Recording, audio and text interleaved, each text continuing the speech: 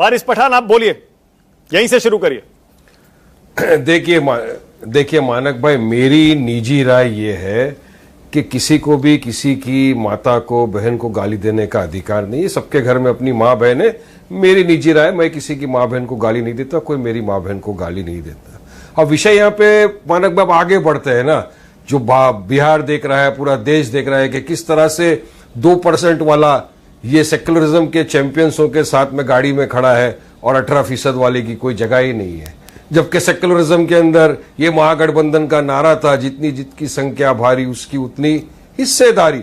बहरहाल वहां पे 14% यादव है, उनको देखिए क्या मिल रहा है, और जो 18% मुसलमान है उनकी जगह पे कहां जा रही है, सोचिए आप खुद। मैं वापस से दोहरा रहा हूं मानक भाई, हमने पहले भी कहा था, आज फिर बोल रहा हूं कि हमारे बिहार के पार्टी प्रेसिडेंट अख्तर इमान ने पत्र लिखा आरजेडी को, तेजस्वी को, कि आप हमको साथ में लीजिए, एक साथ मिलकर लड़ेंगे, बीजेपी को हराएंगे, ताकि सेक्युलर वोटों का बंटवारा ना हो। नीयत आपकी भी वही है, हमारी भी नीयत हुई है बीजेपी को हराना है, मगर देखिए एरोगेंस की इंतहा, नहीं लेते साथ में। अब जब लड़ने के लिए जाएंगे मानक भाई, तो आपकी के चैनल पे आकर बैठ के कितनी बार बोला जाएगा कि देखिए काटने आ गए पार्ट।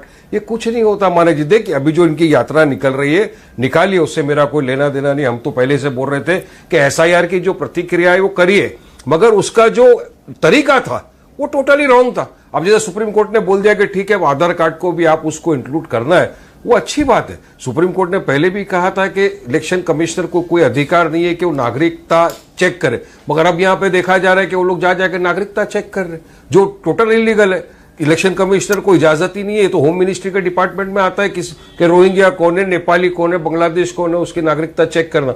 मगर ठीक इलेक्शन का अच्छा, बड़ी अजीब सी बात है वारिस भाई, ऐसा लग रहा है आपके मन में दर्द है, कैंपेनिंग करने वाले आपके नेता के मन में भी टीस है जी वारिस भाई, कि वहां अखिलेश यादव जा रहे हैं, रेवंत रेड्डी, स्टालिन, बताइए, और रेवंत रेड्डी वहां से तेलंगाना से जा रहे हैं, और आपके नेता इंडिया गठबंधन के मंच पर नहीं होंगे। दर्द है, लगता है आपको भी इस बात की तकलीफ हो रही है? तकलीफ नहीं मानक भाई, एक बात आप कभी भी गौर करना, लॉन्ग जंप में आप कभी देखा है, लॉन्ग जंप में जो एकदम पीछे से भाग के आता है ना, एकदम आगे चला जाता है। इंतजार करिए, हम लोग भी लॉन्ग जंप के खिलाड़ी है मानक भाई, पीछे से जब भाग के आएंगे तो यकीन हमको कि सबसे आगे जाएंगे। जनता देख रही है, देखिए जनता को एक विकल्प चाहिए। हम जा रहे हैं वहां पे लीडरशिप तैयार करने, अधिकार की लड़ाई है, हिस्सेदारी की लड़ाई है, बिहार के डेवलपमेंट की लड़ाई है, सीमांचल को स्पेशल स्टेटस देने की लड़ाई है, वहां पर जो पिछड़ा हुआ वर्ग है, दलित, अच्छा, अखिलेश जी का कोई आधार है क्या पिछड़ा जाति के लोगों को आगे लाने की लड़ाई? अखिलेश जी का आधार है क्या बिहार में? जी, अब अखिलेश जी का आधार कितना बिहार में नहीं है, ये तो जनता डिसाइड करेगी मानक भाई। मैं तो यहाँ बोल के, अपन तो सेफोलॉजिस्ट तो है नहीं, अपना तो एक पॉलिटिकल एक्यूमेंशिप ये दिख रहा है। अच्छा, स्टालिन का कितना है, करिए, देखिए आपको स्टालिन का कितना आधार है बिहार में? आप स्टालिन के बारे में तो मैं अभी सुन रहा था, प्रवक्ता बता रहे थे कि उन्होंने तो हमारे बिहारी भाइयों के खिलाफ काफी कुछ अपशब्द कहा था, तो वो आधार अधिकार क्या है वो सब जवाब वहां मिलेगा।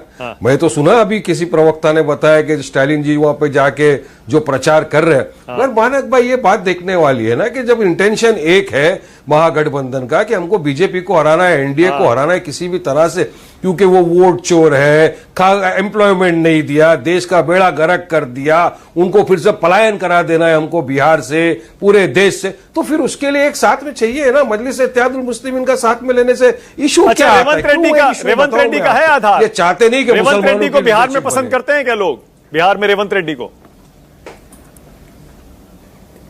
अब रेवंत रेड्डी को बिहार में लोग पसंद करते हैं, पता नहीं, मुझे एक चीज पता है, शाहरुख खान को पूरे देश में पसंद करते हैं। ये कितना तक प्रभाव पड़ता है ये मालूम नहीं, यही सुनना चाह रहा था मैं आपसे। मैं इतना समझ सकता हूँ, शाहरुख खान को पूरे देश में पसंद करते हैं, असद ओवैसी साहब को पूरी दुनिया पसंद करने लगी है, आपको भी पता है। अब तो विपक्ष भी पसंद करने लगा असद ओवैसी साहब को, उन्होंने जाके जो पाकिस्तान की धुलाई की बराबर जाके, तो सब जगह पसंद करते हैं। आपने रेवंत रेड्डी को कहा ना अभी, शाहरुख पसंद करते हैं या ओवैसी जी को कहा? मैंने ओवैसी जी, देखिए ओवैसी जी आज एक ऐसा नेता है जिनको हर लोग पसंद करते हैं, हर इंसान, हर तबके का, हर जात का इंसान जो है वो पसंद करता है, क्योंकि वो पढ़े लिखे बैरिस्टर आदमी। मैं इसलिए नहीं बोल रहा हूं कि मेरे पार्टी के प्रेसिडेंट है, वो तो है ही, मगर एक नॉलेजेबल आदमी है, किस तरह से अपनी बात को पेश करना, दुनिया के सामने अपने देश का पक्ष रखना, जब देश पे बात आ जाए तो किस तरह पूरी तरह से देश के साथ खड़ा होना। बहुत बढ़िया। आप हमने देखा कि किस तरह ओवैसी साहब ने बिहार में सीएम कौन बनेगा, पक्ष रखा है। देखिए मानक भाई, हम तो चाहेंगे कि जो भी सीएम बने वो काम करे, इस तरह का काम ना हो कि अभी एक हफ्ते के अंदर 58 मर्डर हो गए, बिहार के अंदर कायदा कानून टोटल फेल हो गया। तो इस तरह का कोई भी पार्टी ना बने कि जिसके राज के अंदर, ये तो एक शॉकिंग है ना मानक जी, एक 8 दिन के अंदर 58 मर्डर किसको बोलते हैं? आप ही लोग का डेटा है ये। किस तरह से हॉस्पिटलों में घुस घुस के मारा जा रहा है। मुझे तो लग रहा है मैं गेम्स ऑफ वसेपुर 3 देख रहा हूं, मगर ये तो ओरिजिनल के अंदर हो रहा है बिहार में। तो ये सारी चीजें ना हो, बिहार आगे बढ़े, वहां पे एम्प्लॉयमेंट हो, लोगों को रोजगार मिले। वहां के जो लोग बेचारे मजदूरी करने दूसरे जगह पे चले जाते हैं, मुंबई, अच्छा, एनडीए में जाएंगे अगर कुछ ऑफर मिला तो? वारिस पठान एक सवाल और बस, एनडीए में जाएंगे क्या? नहीं, एनडीए का तो सवाल ही नहीं आता ना, कैसा जाएंगे वहां? तो दो नदी, क्या बोलते हैं, एक धागे के दो कोने मिल ही नहीं सकते, नदी के दो मिल ही नहीं सकते हो। उनसे तो हमारी विचारधारा का भी मतभेद है, पूरी तरह से मतभेद है। आइडियोलॉजिकल टोटली डिफरेंट है। महागठबंधन में तो चलो ठीक है कि जाके हमको एनडीए को हराना है। मानक भाई, एनडीए जब से आई है, आप देखिए 11 साल में तो पूरे देश में नफरत फैला दी। अच्छा, एक सेकंड मुसलमानों के खिलाफ तो बारिश भाई एक सेकंड रुकेगा, चाहते उनको हराया जाए। एक सेकंड, प्रियंका हालांकि इस पर पहले भी बोल चुकी हैं। प्रियंका, वारिस पठान, असदुद्दीन ओवैसी, एआईएमआईएम, ये तो रोज यही कहेंगे। अब अभी तो शुरू हुआ है कि इंडिया गठबंधन ने हमको लिया नहीं। कैसे मुकाबला करिएगा इसका नैरेटिव का? अगर सीमांचल के इलाके में बन गया ये नैरेटिव कि आपने मुस्लिम वोटों को विभाजित कर दिया, तो नुकसान हो जाएगा। मानक जी, इंडिया अलायंस जो बिहार में है, जितने हमारे लीडर्स हैं, दे आर केपेबल, और बहुत मजबूती से हम अलायंस में हैं और लड़ने जा रहे हैं। और इस अलायंस को देख करके भाजपा को, आरएसएस को, सबको बौखलाहट, घबराहट, थरथराहट, कपकपाहट, सुबड़ सब हो रहा है। अच्छा। मुझे लगता है कि हमारी अलायंस बहुत मजबूत है। मानक भाई सिर्फ 10 सेकंड, 10 सेकंड मानक भाई, तस्वीर बदलने जा रहे हैं। Priyanka ji 10 second. We are enough. Manak भाई, खूबसूरती क्या है पता है ये रैली की? आप ये देखिए, जहां जहां से रैली निकल रही है वहां वहां पर आप देखिए कितने लोग, मुस्लिम, बेचारे बच्चे सब खड़े हुए हैं बैनर ले लेके कि एमआईएम को शामिल किया जाए महागठबंधन में। ये भी एक बिहार की हकीकत और सच्चाई है जो आपका मीडिया शायद नहीं दिखा रहा है, मगर पूरी तरह प्रियंका तो कह रही है थरथराहट, कपकपाहट सब हो रही है। जो उनके विरोधी हैं उसमें आप भी शामिल हैं। हमारे आने से, हमारे आने से वहां पर अगर अर्थक्वेक का 6.4 मैग्नीट्यूड चलता है ना, तो असद ओवैसी के आने से 12.3% चला जाता है ये विपक्ष पार्टियों को। अच्छा। फिर वहां से चिल्ला पुकार शुरू करने लग जाते हैं, आ गए वोट कटवा वोट। नहीं, 5 का बदला लेना है, बाकी है अभी। वो करारा जवाब मिलेगा।